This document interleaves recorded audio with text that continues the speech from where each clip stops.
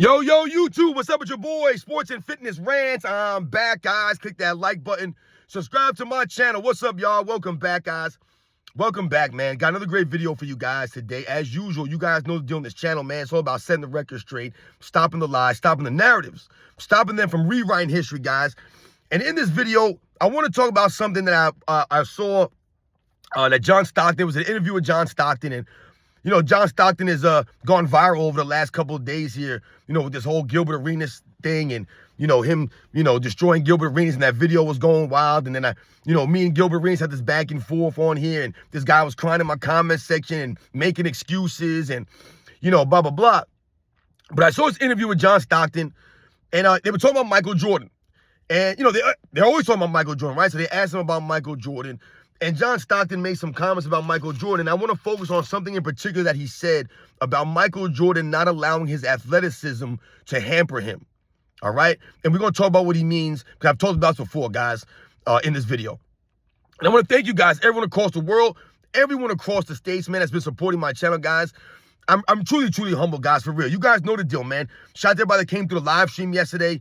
Thank you guys, man. Like I said, the support you guys give us is amazing. And the support you guys give me on this channel, like I said, guys, it's just been, like I said, it's truly humbling, man. So thanks to all you guys, the true basketball fans that are standing up, right? Here to set the record straight. You guys get that, man.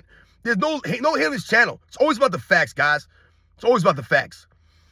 And you guys know what to do, man. Turn the volume all the way up. Hit that play button. Remember, these videos are for educational purposes. And let's roll. So, yes, guys, like I said, man, I wanted to do a brief video on some comments that I heard John Stockton make in an interview. I don't know, how long ago this interview was. It doesn't look like maybe it was literally a recent interview. And they had asked him about Michael Jordan and, really what made Michael Jordan Michael Jordan. That's what they asked him. Like, what made Michael Jordan so great for people who weren't around during that time, who don't really know, they didn't play against him. And John Stockton, he gave an answer. And one of the things that he said was that Michael Jordan's athleticism did not hamper him. It wasn't a hindrance on him. And I don't know if people understand what John Stockton means. And I've talked about this on this channel, guys. What have I told you on this channel? I've told you guys that Michael Jordan's game never declined. It evolved. And how and why did it evolve, guys? It evolved because he did not base his entire game off of his athleticism. It wasn't based off of the flash. So when we talk about Air Jordan and we say Air Jordan, right, that's an aspect of Michael Jordan's game, but that's not him. That wasn't just him. It wasn't just strictly Air Jordan. He wasn't just all about dunks and layups. Like we see a lot of the highlights. Yes, Michael Jordan has some crazy creative finishes. This is what made him so great, the creativity of Michael Jordan, him hanging in the air, manipulating his body, moving the ball around the air while guys are swinging their hands, going past him and coming back down. He's still able to pump and contort his body and pump the shot and make these layups, make these crazy shots. We all know about the creative dunks that he came through. Not only were they creative and beautiful, they also had a lot of power and force behind them, right? Michael Jordan is challenging legit shot blockers back in them days. But when we talk about the game of Michael Jordan evolving, and I tell you guys, it never declined, it evolved. How did it evolve? It evolved because, once again, Michael Jordan did not rest on his laurels and allow his athleticism to be a burden on him or hamper him. So he didn't base his entire game off athleticism. So that's why his game could evolve without any decline. So that's why he could lead the league in scoring essentially every single year of his career, but at the same time, be a top-level defensive player. Also, at the same time, win. No one's been able to duplicate it on that level since Michael Jordan. No one. They haven't been close to lead the league in scoring, be a top-level defender at your position, and win games while doing this. Right? Some guys can put up numbers on a bad team. Some guys might even be good two-way players for a couple of years on a bad team. But no one, nobody, not even Kobe, guys, not even the great Wilt Chamberlain, could do offensive and defense simultaneously while winning multiple championships. You'll never see it again, guys. And this goes to Michael Jordan's game evolving. And Michael Jordan not, like John Stockton said, allowing his athleticism to hamper him. So, a lot of players, a lot of great players, really good players, really athletic players, they will leave or base their whole game off of the athleticism. So they won't work on the overall games. They don't develop the fundamentals, the footwork, the handling ability. Right? They don't develop a go-to move in the clutch, a post move, a post game. None of this stuff. They don't develop these things. So what happens for a lot of these guys? As their athleticism starts to wane, right, and they start to lose a step, lose some of their jumping ability, lose some of their quickness, whatever the case may be, their offensive game, their overall game suffers now. Because now maybe they didn't think about the fundamentals of rebounding. They were just rebounding off of their athleticism, off of their jumping ability. But now they've lost some of that jump ability. But now they don't know how to box out. They don't know how to time the rebounds. Right? They didn't study rebounding like a Dennis Rodman did. They didn't have the hustle of a Dennis Rodman or a Charles Barkley. So their rebounding fell off as they lost some of their athleticism because they did not work on the fundamentals.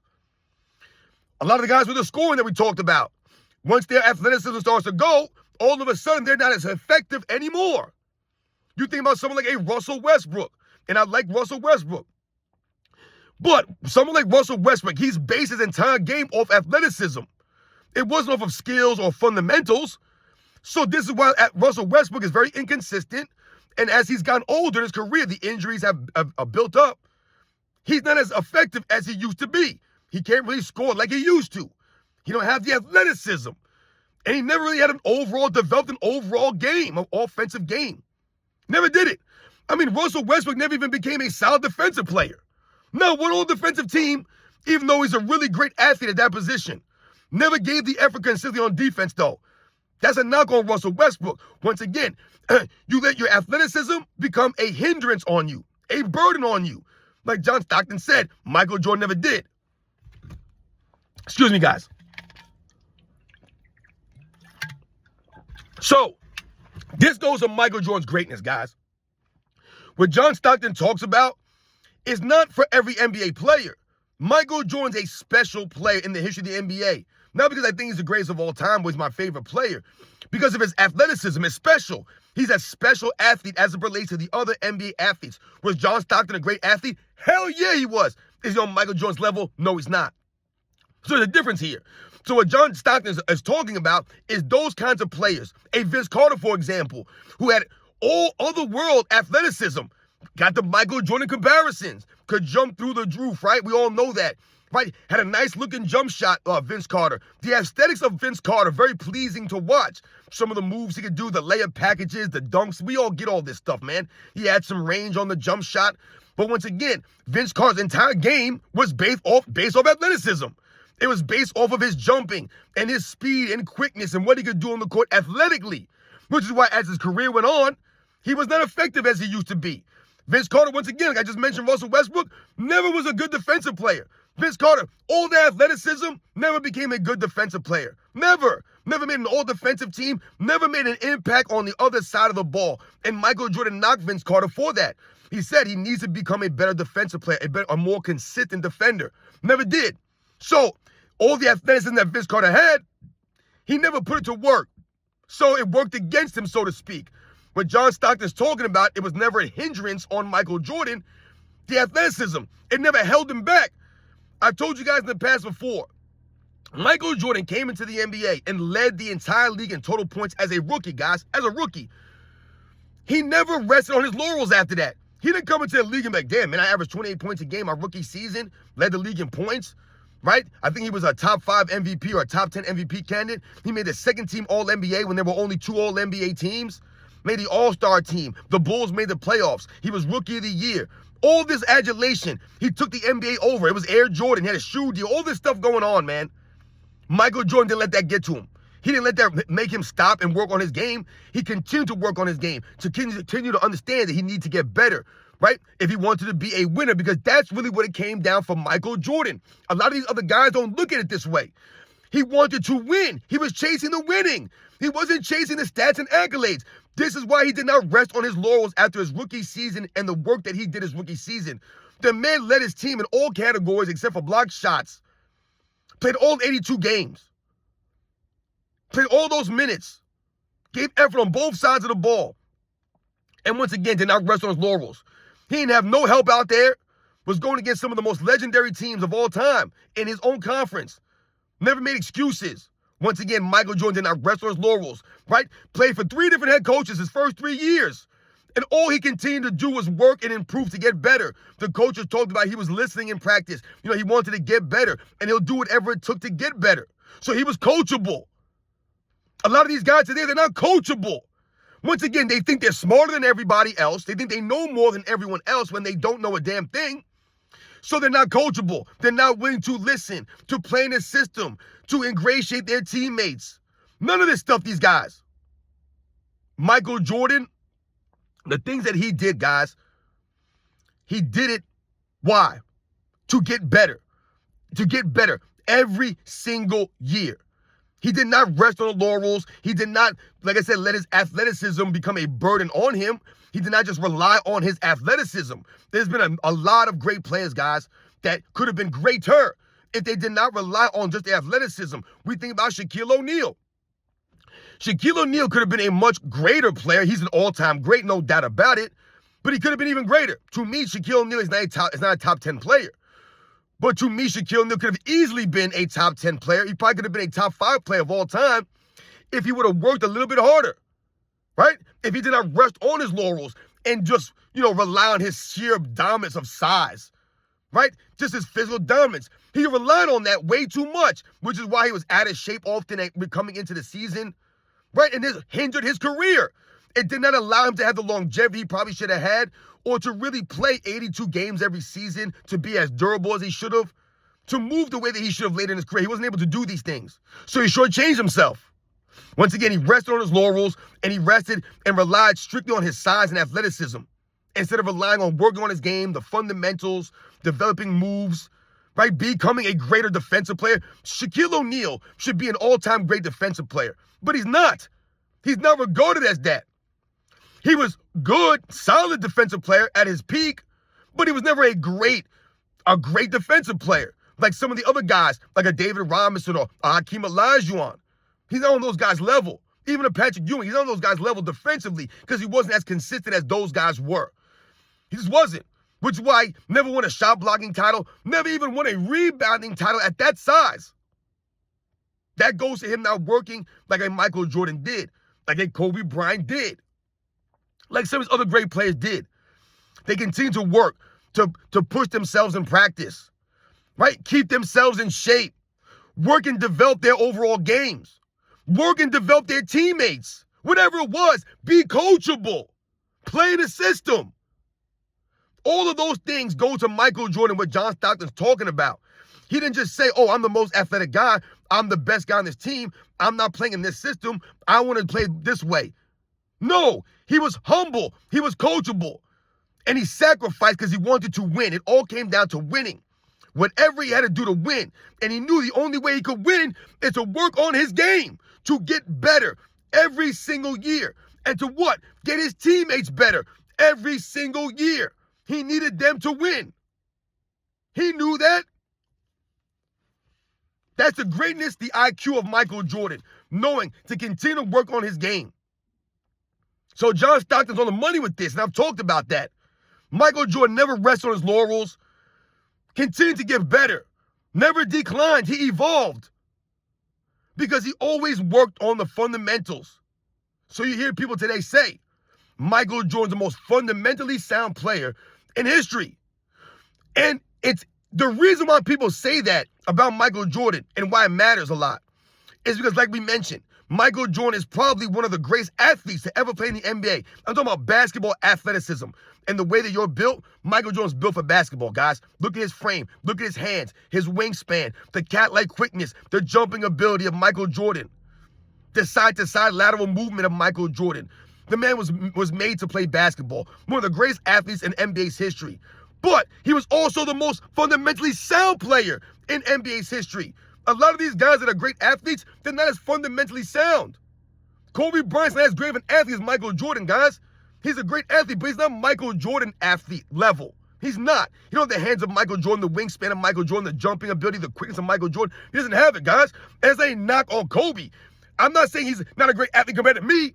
Compared to Michael Jordan, he's not on Michael Jordan's level. So the fundamentals, the footwork, the skills of Kobe Bryant, are matched and superseded by Michael Jordan because Michael Jordan had all of those plus the athleticism that Kobe didn't have. That's a separator.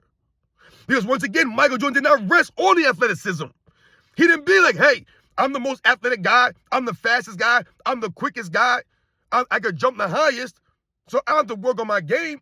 He didn't do that. And that's what these guys want you to believe. Gilbert Arenas, some of these other clowns out here, they'll say things like, Michael Jordan was a Bugatti and everyone else was a Honda Civic.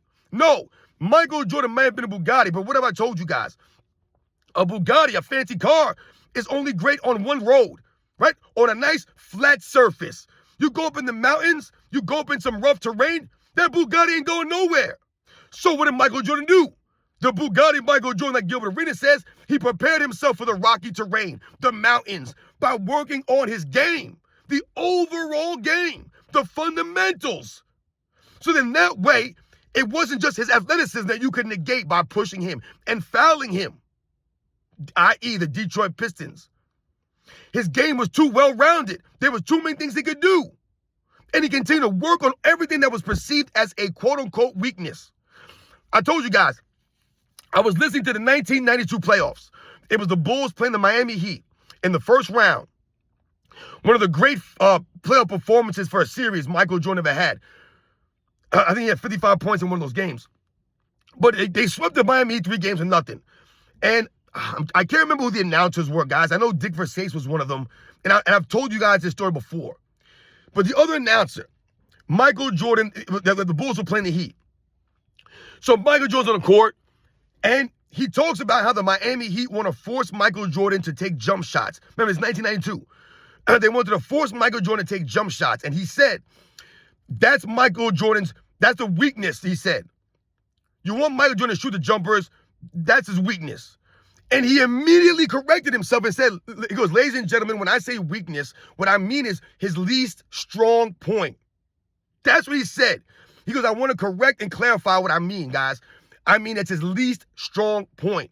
So, in essence, what he was saying was that there are no weaknesses to Michael Jordan's game. He has least strong points, what he doesn't do as strong as other areas. And at that point in 92 of Michael Jordan's career, yes, you wanted to keep Michael Jordan shooting jump shots. You don't want him going in there to dunks and these crazy layups, getting the crowd all hyped up, getting your team all demoralized. So yes, they wanted to keep Michael Jordan on the perimeter, but it was never a weakness. And that's what my man was telling you. No weaknesses. Immediately he corrected himself. They know, everyone knows.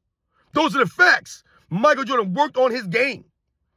So much so that he had no weaknesses.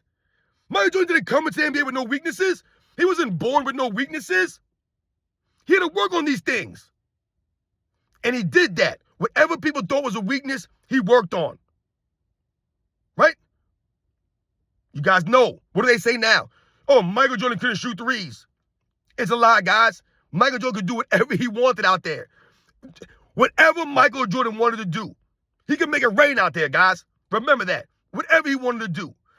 I'll put my money, I'll put my life on Michael Jordan from three over any other player in NBA's history with the game on the line.